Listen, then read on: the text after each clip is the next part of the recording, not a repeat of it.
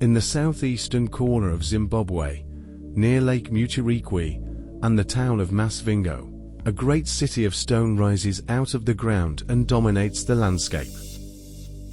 In its heyday, this city was at the center of a massive trading hub that dealt in many exotic wares from all corners of the known world. Today it stands empty, but it is still a spectacular monument to ingenuity and craftsmanship. The first documented description of Great Zimbabwe comes from the Portuguese captain at Sofala, in what is now Mozambique.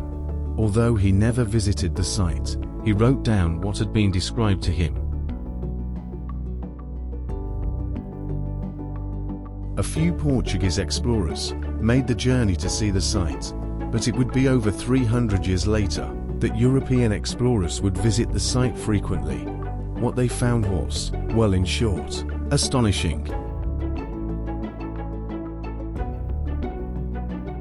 There are 3 distinct areas and 3 distinct architectural styles. It covers an area of 7.5 square kilometers. The oldest is the hill complex, which, as its name suggests, sits atop a hill. It is thought to have been constructed in the 9th century and occupied until the 13th century.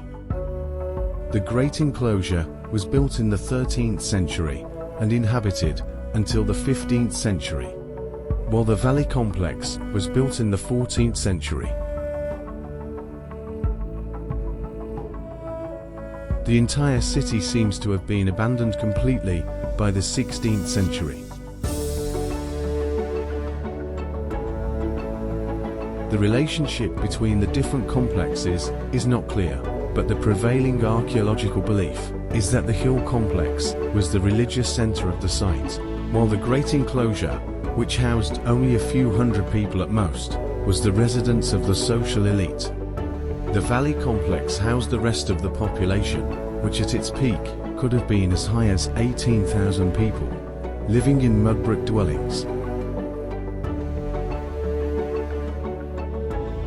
The most spectacular part of the site is the Great Enclosure. It is a circular structure surrounded by walls 9.7 meters high. No mortar was used. Each stone was shaped to fit, and the entire structure is remarkably sturdy, which indicates a high degree of engineering competence.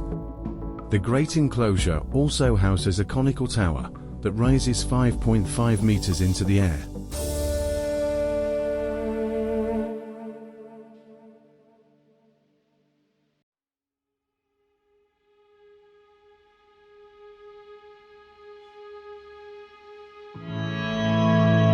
The earliest excavations in the late 19th century were mired in extreme prejudice from the Europeans who worked at the site.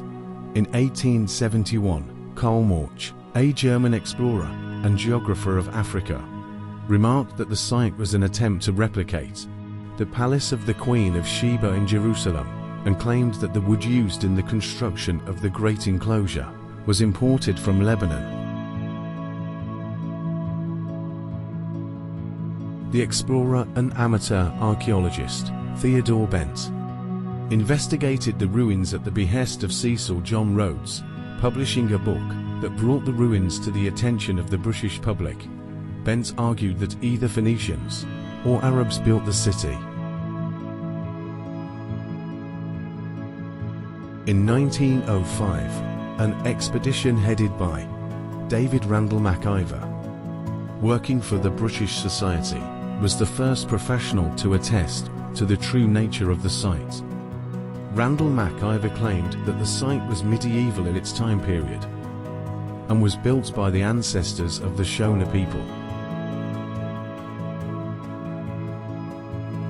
This theory was backed up in 1929 with the work of English archaeologist Gertrude Casson Thompson, who used modern methods to prove that Great Zimbabwe was indeed built by Africans.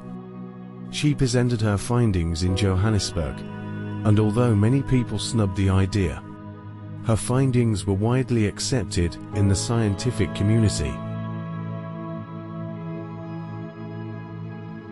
Recent research has solidified the idea that the site was built by the Shona people, who are descendants of the Gokamir. The construction was possibly influenced by the Venda people, who built the Mopongub civilization further south.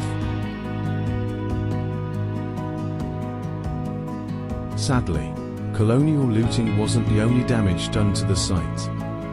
Careless archaeological practices over the last century have caused damage, in addition to tourists climbing the walls and wearing down the pathways. Reconstruction attempts in the 1980s also further damaged the structure.